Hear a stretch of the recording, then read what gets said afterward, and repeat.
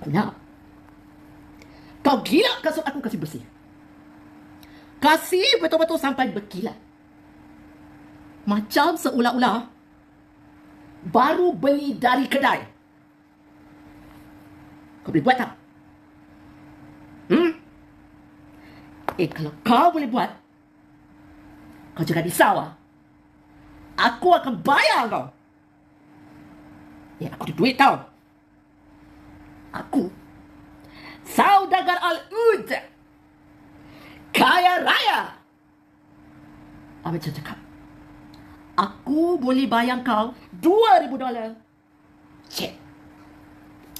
Okay? Aku kasih kau cek punya. Nyah! Allah!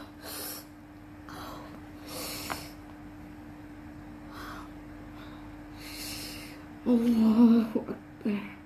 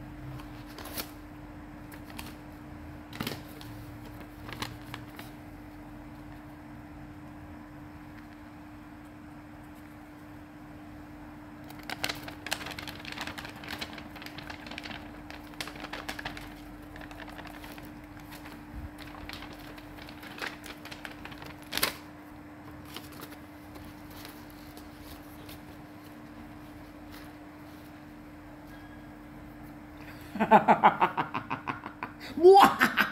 Wah! Wah!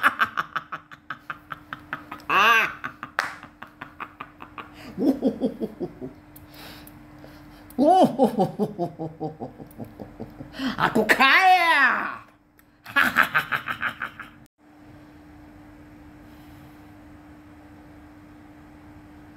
Tuan, saya ingin ingatkan Tuan. Terlebih dahulu, saya mohon maaf. Saya di sini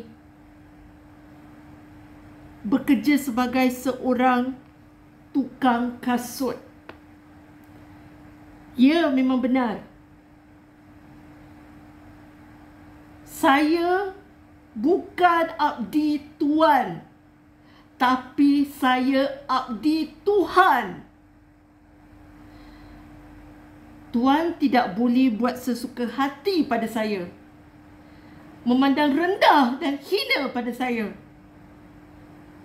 langsung tidak hormat saya, tidak tahu menghormati saya, hanya mentang-mentang kerana Tuan seorang yang berkedudukan, berjawatan.